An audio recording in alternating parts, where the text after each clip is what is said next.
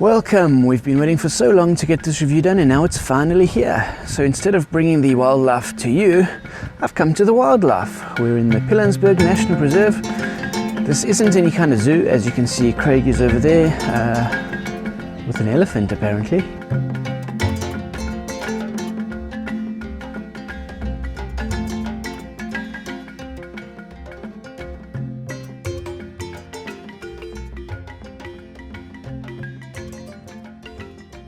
For those of you who don't know what this type of place is, I'll give you a bit of context. We are in a little spot where the humans are allowed in a 500 square kilometer large area for wild African animals. So basically we're in their territory. I have no idea what's going on behind me. If there's something massive that's about to attack me, you need to let me know. Otherwise, bad things may happen, and I guess it'll make for a good viral video. This place is intended for the wildlife to stay wild. Like yesterday, we saw an actual zebra crossing.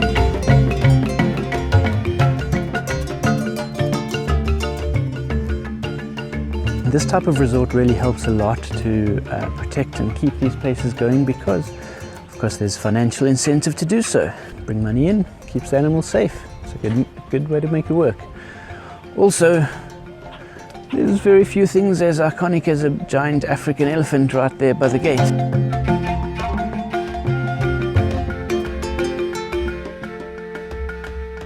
This place is home to both of the species that are portrayed in the Funko Pops that we're going to review a little later. I'm sure I saw one of them around here. No, I didn't. Oh well. But there was a warthog. I wonder where it's gone to. Oh, there they are. Let's not make the obvious reference.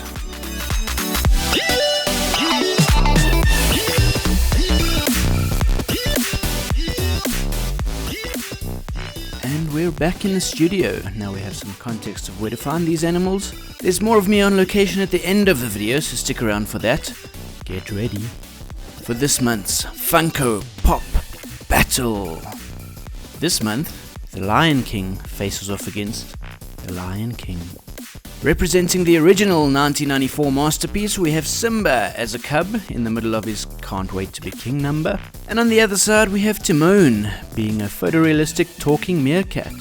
Who will win? As usual, we have Craig here to handle the one pop and other Craig... Oh. Where is the other Craig?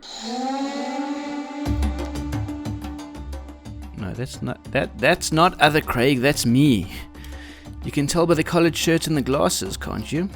But I'm right here as an ethereal voice. Maybe there's an imposter in our midst. This isn't really going to be much of a battle. Let's first get the question of why this new movie exists out of the way, then we can carry on with the review. So, there is a myth that Walt Disney himself requested that every generation got to experience his classic films, which means that every few years, Disney will re-release movies that they consider to be among their classics to make sure the new set of kids gets to experience them. The reality is, remaking films like Beauty and the Beast, Aladdin and The Lion King is a great way to make money. It's basically guaranteed that the kids and adults will go see them, and despite mixed feelings about all the remakes, The Lion King remake is Disney's biggest film by revenue, not including Star Wars and the Avengers. So let's not question why they do exist, and just enjoy that they do. Onward to battle.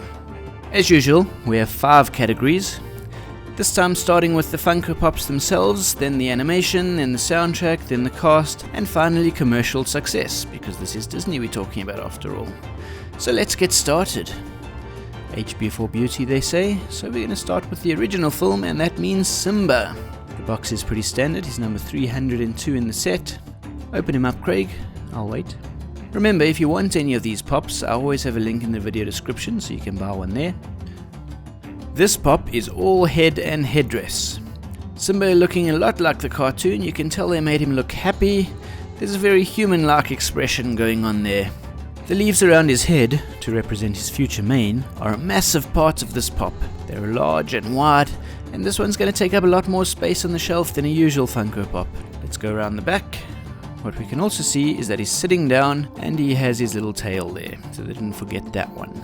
Back around the front there's a little tuft of fur on his chest, so Craig's camera isn't that amazing, but what you're seeing isn't wrong. The colors are just weird on this pop. The primary color is like a mustardy color, and they used yellow and brown for the accents. It's just kinda all wrong. Quality of this pop isn't that good either, with a bit of stray paint here and there. Clearly stuck on features like his chest tuft.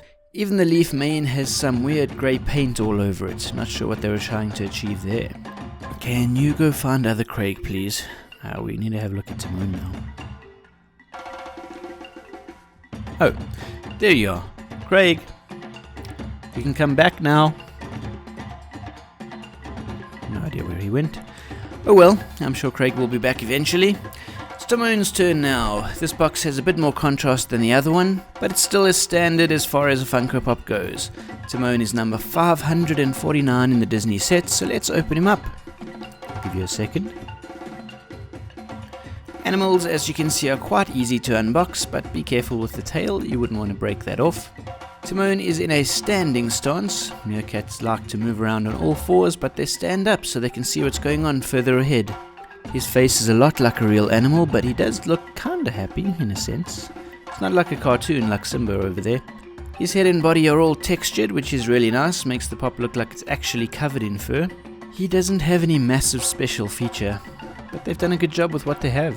Paint is good all the way around, even including the stripes around his back, while his tail does help to keep him standing upright. Despite being on 2 feet, he's more balanced than the Simba pop.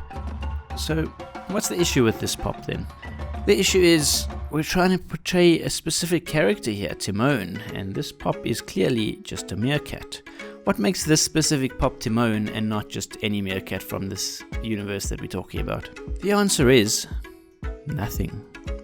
It's only really Timon because the box says it is, and that's the only meerkat we really meet in The Lion King with this kind of character. So both of these pops have a couple of issues, but the color and detail in the Simba pop means it loses all chance of victory here. So the first win for The Lion King pop battle goes to The Lion King 2019 edition. Wow. I don't know if Craig is even going to come back after that. It's something I didn't expect to say in this review. Timon and The Lion King have a 1-0 lead in the competition. Other Craig, can you go get Craig please? We need to finish up here. I have a feeling he might want to be here for the rest of this, if he's supporting the old Lion King, that is.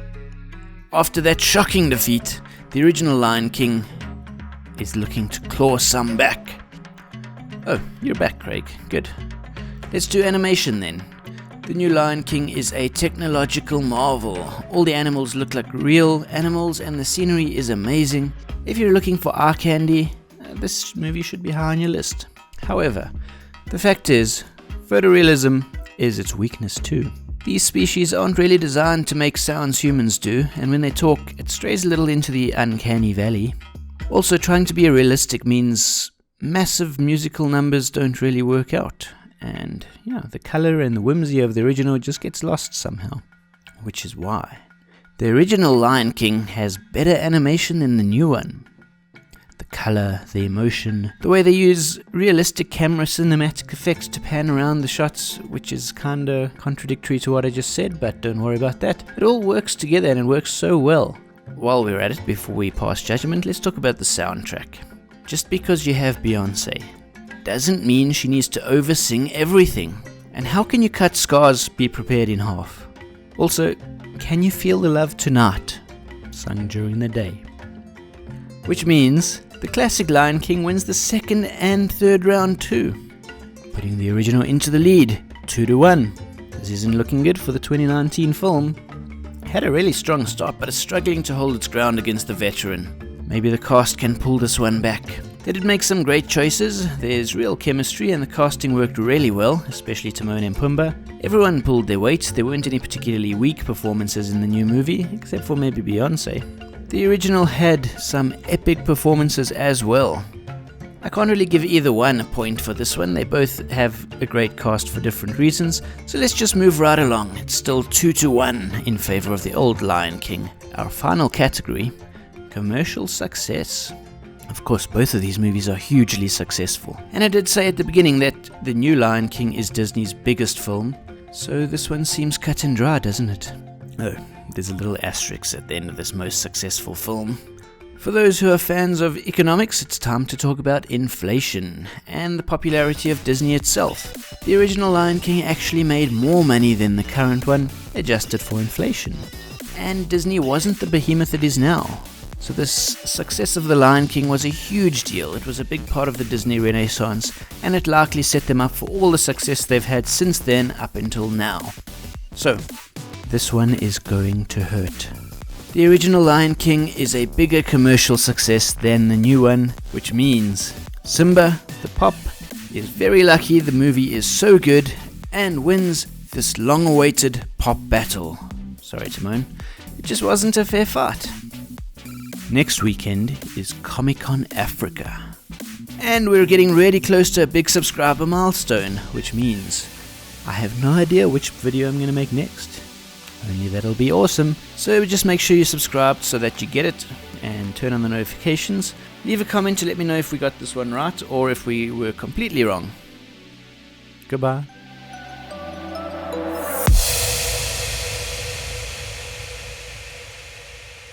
A lot of you come to watch me talk about fictional characters, and that's well and good. I'm going to keep doing that. I'm going to do that for a long time because it's a lot of fun and it's quite easy to do, but this is a little bit more special and it's a little bit more important. You see, there are a whole bunch of animals out there which are endangered. They're being poached, they're being killed for no particular reason, and even without that, humanity tends to adapt, they tend to survive with this climate change that we're causing on ourselves. But these kind of large animals aren't going to make it. It's really sad. So we need to stop doing that. We need to stop changing the environment for the worse. We need to do better. Yeah, there's one animal in this particular wildlife preserve, the rhino, which has been almost hunted to extinction for its horn, which has pretty much no effect on humans. It's pretty much valueless to us. So we need to stop. It doesn't help. So leave them alone. I'm not even going to show them on camera because poachers might use them to figure out where the rhino horns are. And go and deal with those animals, which is kind of